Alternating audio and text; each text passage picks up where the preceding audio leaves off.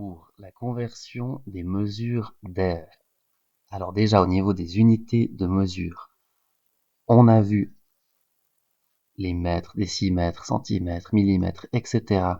pour des longueurs. Pour les aires ou les surfaces, on passe au décimètre carré, mètre carré, centimètre carré, etc.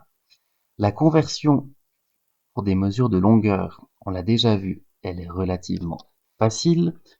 5 mètres, on place notre 5 dans les mètres. On veut transformer en décimètres, donc on rajoute un 0 dans les décimètres. On avait vu les deux règles que l'on connaît déjà. On déplace jamais le nombre, donc le 5 ne bouge pas. On place la virgule à la fin de l'unité choisie, donc c'est comme si on avait mis une virgule ici, 50,0. Pas besoin de noter 50,0, 50, ça va bien. Ça, c'est pour des longueurs. Maintenant, pour des mesures d'air ou de surface, c'est la même chose. Ça change un petit peu. Pour comprendre, si on a un carré ici, dont le côté mesure 1 décimètre, et qu'on doit calculer l'air, donc l'intérieur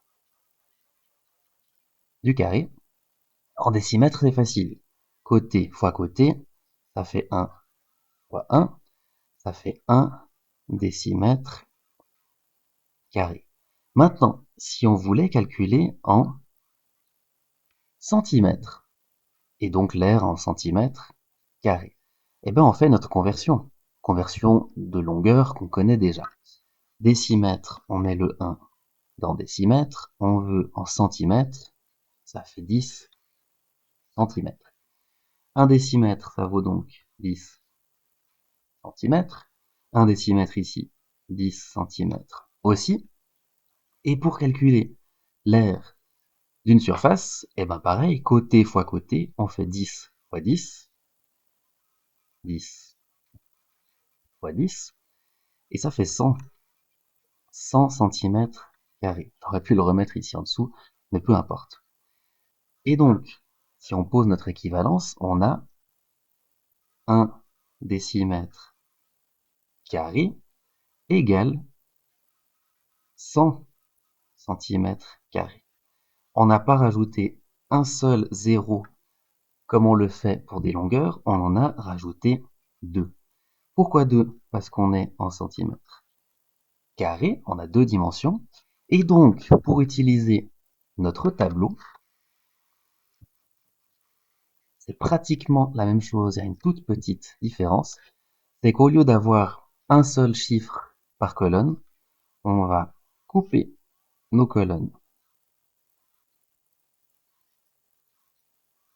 en deux, et donc on aura deux chiffres par colonne. Ici pour le décimètre carré, donc on n'a plus des mètres, hein, on a des mètres carrés, décimètres carrés, centimètres carrés, etc. La différence, c'est quoi? Un décimètre carré, on place la virgule à la fin de l'unité choisie, c'est comme 1,0.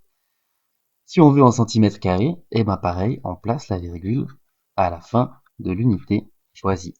Et donc 1 décimètre carré, ça nous fait 100 centimètres carrés. Pour l'autre exemple qu'on a ici, 5 mètres carrés, pareil, on place la virgule à la fin de l'unité choisie. Il n'y a pas de virgule dans 5, mais c'est comme 5,0, hein, c'est la même chose. On veut en décimètres carrés, et ben pareil, on place la virgule à la fin de l'unité choisie, et ça nous fait 500 décimètres carrés. Le but de cette vidéo, c'était de parler uniquement des mesures d'air, donc en deux dimensions. Si on avait fait le même travail, mais pour des volumes, donc trois dimensions, il nous aurait manqué une mesure ici, 1 décimètre, qu'on aurait pu convertir en 10 centimètres. Et pour le volume, on sait faire, hein, 1 fois 1 fois 1, ça fait 1 décimètre cube. En centimètres, 10 fois 10 fois 10, ça nous fait 1000 centimètres cubes. Et donc, on n'a pas rajouté un seul zéro comme pour des mesures de longueur. On n'a pas non plus rajouté deux zéros comme pour des mesures d'air ou de surface. On a dû rajouter 3 zéros. Et pour les volumes, donc, encore une fois, on va pas trop développer non plus dans cette vidéo, mais en gros, pour des volumes, donc R surface, c'est des mètres carrés, centimètres carrés de dimension, on met deux colonnes. Et ben, pour les mètres cubes, décimètres cubes, centimètres cubes, etc., on met simplement trois colonnes. Et donc, un décimètre cube, si on veut en centimètres cubes, ça nous fait 1000 centimètres